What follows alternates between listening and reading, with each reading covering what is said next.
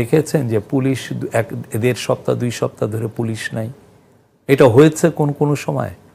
না, এটা অস্বাভাবিক পরিস্থিতি। তার মানে আপনি বলতে চাইছেন যে পুলিশ যখন কাজে ফিরলো তারপরে আর কেউ পালায়নি, এটা আপনি বলবেন? না, আমরা চেষ্টা করছি তো। তারপরে যেটা হচ্ছে যে পুলিশ যখন কাজে ফিরলো তখন আমরা দেখলাম যে পুলিশের মধ্যে বিশাল একটা অংশ হচ্ছে ধরেন ছাত্রলীগের ছেলেরা, যুবলীগের ছেলেরা, যাদেরকে ধরেন ম্যানুপুলেট করে হয়তো বা জব দেওয়া হয়েছে।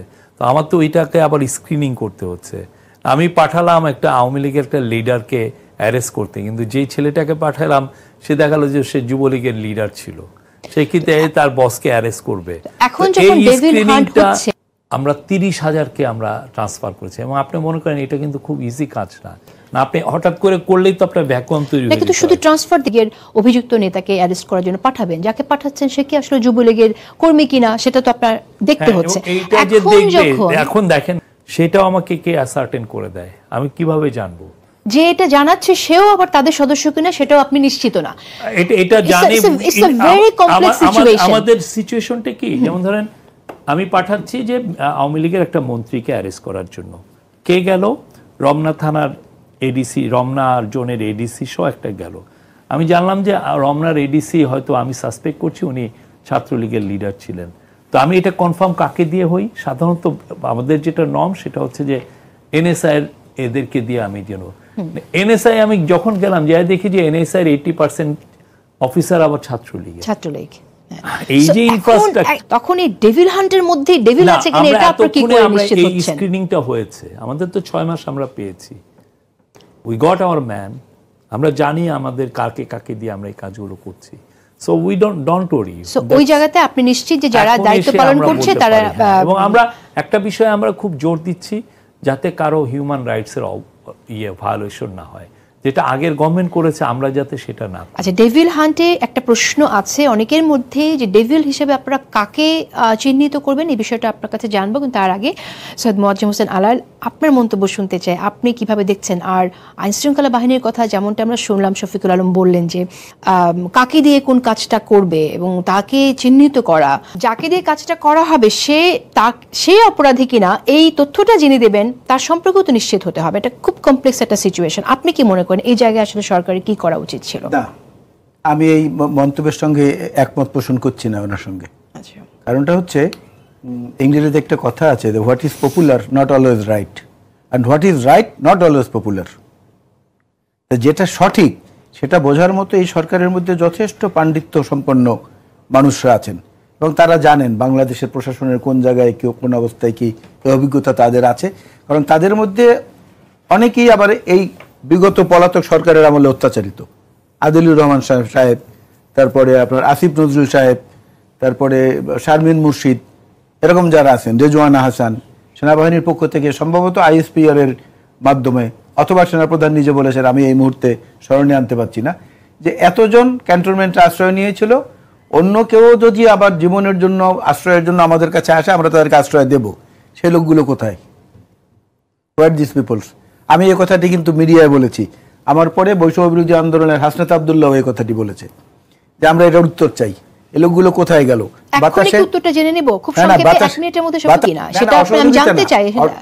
আমি একটা কথা বলে শেষ করি, তারপরে আপনি জানতার কাছে। একটা জিনিস হচ্ছে সচেতন উদাসীনতা। আমি সবই জানতেছি কিন্তু আমি একটু উদাসীন ভাব নিয়ে থাকলাম। আর একটা হচ্ছে অবহেলা, আর একটা হচ্ছে যত্ন নেয়া। 3টা শব্দকে আপনি পাশাপাশি নেন। আমরা এই সরকারের কাছ থেকে যত্ন নেওয়াটা প্রত্যাশা করি, সচেতন উদাসীনতাও না, অবহেলাও না। এরকম দুঃখজনক ঘটনাও আমার ব্যক্তিগত অভিজ্ঞতায় আছে যে একজন প্রতিমন্ত্রী আজকে এটা করার প্রয়োজন হয়ে পড়ল। তো ঘরের মধ্যে অন্ধকারে কালো বিড়াল খোঁজা তো কোনো লাভ নেই। কালো বিড়াল খুঁজতে হলে টর্চ লাইট লাগবে ঘরের মধ্যে, সেই টর্চ লাইটের ব্যবস্থাটা আগে করতে হবে। অন্ধকারে কালো বিড়াল খুঁজছেন নাকি আপনারা? আমরা তো এই অভিযোগমেন্ট ছিল কিনা, আপনি যে আমাকে ব্লেম করবেন, কি জিনিস করেছেন আপনি তো আমাকে ব্লেম করবেন। কিন্তু ওবায়দুল কাদেরের চলে যাওয়ার ব্যাপারটা কিন্তু আমরা ডেভিল হান্ট প্রসঙ্গে আসে, আপনি কি মনে করেন বা আপনারা কিভাবে নির্ধারণ করছেন ডেভিল কারা আসলে? না, যার বিরুদ্ধে এটা একটা ধরেন কোন ন্যাশন ওয়াইড যখন এই ধরনের রেইড হয়, অপারেশন হয়, একটা নাম দিতে হয়, সেই নামের একটা বিষয়। মানে ডেভিলকে এইটা বিষয়, এটা একটা নাম, কিন্তু আমরা যাদেরকে অ্যারেস্ট করছি তাদের বিরুদ্ধে আমরা বলেছি যে যাদের বিরুদ্ধে সুনির্দিষ্ট অভিযোগ আছে, আপনি গেলেন একজন র্যান্ডমলি একটা লোককে অ্যারেস্ট করলেন, সরি এটা আমরা করতে দিব না। একটা যাকে আপনি অ্যারেস্ট করবেন তার বিরুদ্ধে আপনার একটা সুনির্দিষ্ট অভিযোগ আছে যে উনি ল অ্যান্ড অর্ডারকে ভায়োলেট করেছেন। প্রশ্ন করে রেগুলার অপারেশনের আওতাতেই অ্যারেস্ট করার কথা, সেজন্য ডেভিল হান্ট লাগবে কেন? তার মানে কি প্রশাসন কাজ করছে না? ট্রু, কিন্তু এটা হয় কি globally this is a trend. এটা হচ্ছে যে পুলিশকে একসাথে করে একটা জায়গায় ফোকাস করা। অনেক সময় তো ফোকাসটা, পুলিশ তো অনেকগুলো কাজ করে, পুলিশ প্রতিদিন তো তার কাছে অনেক কমপ্লেন হয়। বাংলাদেশে অন অ্যান এভারেজ প্রতি মাসে 200 থেকে 300 জন কিলিং হয় প্রতি মাসে। তো পুলিশের তো এই কাজগুলো থাকে, ইনভেস্টিগেট করা, চুরির ইয়ে হয়। কিন্তু তার বাইরে যে আমি যখন একটা কাজ ফোকাস অনুযায়ী করব, তখন হলো এই নামের প্রসঙ্গ আসে, একটা নাম দিতে হয়, ওই নামের আওতায় তখন এদেরকে আমরা সবাইকে মোবিলাইজ করি। অপরাধীদেরকে পুলিশ ধরবে, এটাই পুলিশের দায়িত্ব। পুলিশের অবশ্যই দায়িত্ব। অনেক ধরনের, বা তার এগেইনস্টে 5-6টা আগে মামলা ছিল, অনেক ধরনের অভিযোগ থাকে। আমরা যাদের বিরুদ্ধে সুনির্দিষ্ট অভিযোগ আছে তাদেরকে আমরা এই আইনের আওতায় আনার চেষ্টা করছি। আচ্ছা, এর বাইরে এখন আর কিছু বলা সম্ভব হচ্ছে না আপনার পক্ষে।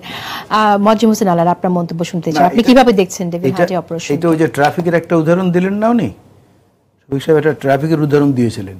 তা আমরা সরকারের পক্ষ থেকে একটা ঘোষণা দেখেছিলাম যে এত কয়েক শত আর কি, যে এরা পুলিশের পাশাপাশি ট্রাফিকের দায়িত্বটা পালন করবে। এটা কিন্তু এই স্ট্যাবিলিটি আসার পরে, প্রথম দিকের কথা আমি বলছি না, কিন্তু পরবর্তীতে দেখলাম যে তারা নাই।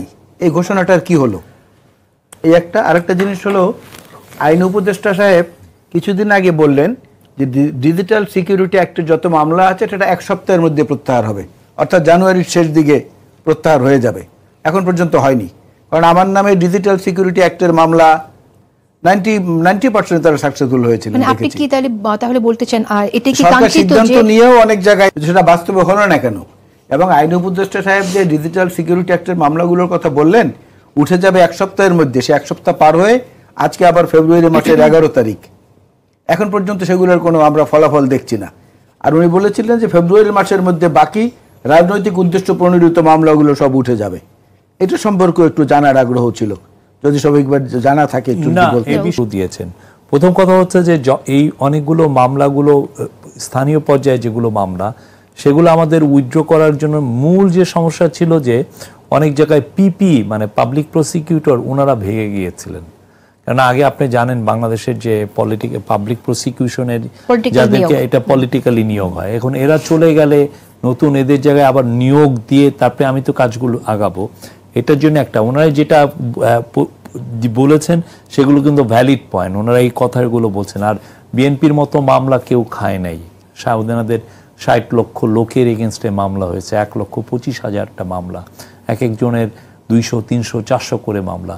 তা আমরা এসে যেটা হয়েছে যে গায়েবী মামলাগুলো বাঁচছি, অনেক ক্ষেত্রে একসাথে যদি একবারে করে মানে ডিক্রি করে করা যেত তাহলে তো আমরা করতে পারতাম, বাট সবই কিন্তু স্পিডিলি সব মামলাগুলো কিন্তু রিমুভ হচ্ছে। আপনি দেখেন এমনিতেই তো হচ্ছে, আমরা সেগুলো এক্সিকিউটিভ অর্ডারে প্রত্যাহার করা, সেটার এক্সিকিউটিভ অর্ডারে ওইভাবে প্রত্যাহার করা যায় না, এগুলো সমস্যা হয় না। না কালকে এটা নিয়ে আপনি সালাউদ্দিন ভাই আর ইয়ের নিয়ে, ওনারা দুইজনই লয়ের ছাত্র, সালাউদ্দিন আহমেদ।